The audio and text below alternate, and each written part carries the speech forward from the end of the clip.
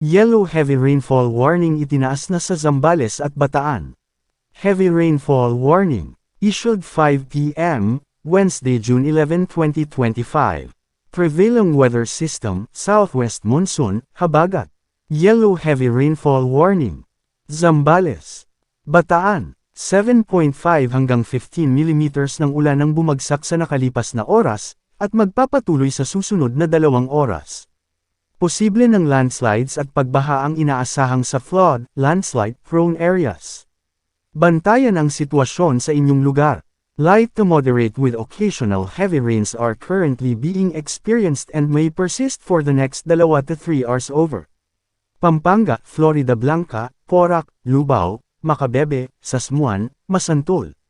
Bulacan, Hagonoy, Paombong, Malolos, Bulacan. Tarlac, San Jose, Capas, Bamban. Light to moderate with occasional heavy rains are expected within the next 3 hours over. Nueva Ecija, Metro Manila, Cavite, Batangas, Rizal, Laguna, Quezon. Weather forecast update. Another bagyo. Tumaas na rin ang tsansang maging bagyo ang binabantayang low pressure area sa loob ng PAR na huling namataan sa silangan ng Aurora at posibleng maging ganap ng bagyo sa susunod na 24 na oras. Sakaling maging ganap ng bagyo habang nasa loob ng PAR, tatawagan itong ORING bilang unang bagyo sa loob ng PAR ngayong taon. Ang Tropical Storm WUTIP na nasa bahagi na ng West Philippine Sea ay patuloy na kumikilos papalayo ng bansa at inaasahang tutumbukan ang Hainan Province sa southern China.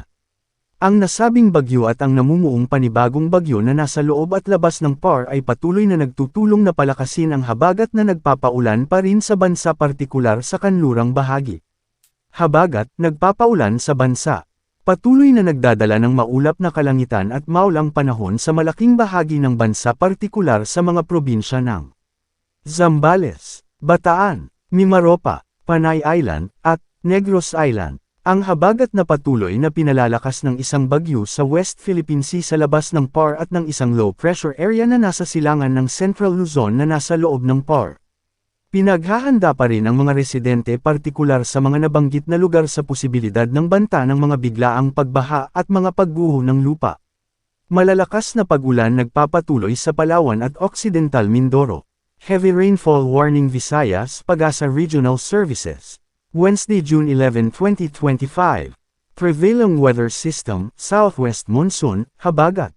Yellow heavy rainfall warning level sa Palawan, Kalayaan, Puerto Princesa City, Aborlan, Quezon, Balabac, Cagayan Silio, Sofronio, especially Anola, Nara, Bataraza, Brooks Point, Rizal.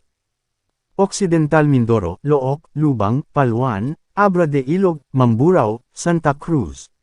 7.5 hanggang 15 mm ng ulan ang bumagsak sa nakalipas na oras, at magpapatuloy sa susunod na 2 oras. Posible ng landslides at pagbaha ang inaasahang sa flood, landslide-prone areas. Bantayan ang sitwasyon sa inyong lugar. Moderate to occasionally heavy rains are currently being experienced and may persist for the next 2 to 3 hours over. Palawan, Occidental Mindoro. Light to moderate with occasionally heavy rains are expected within the next 2 to 3 hours over. Negros Occidental, Aklan, Capiz, Antique, Iloilo, Palawan, Occidental Mindoro. Manatiling nakatutok sa weather balita para sa bago pang updates. Thank you for watching. Don't forget to subscribe. Gatlang M.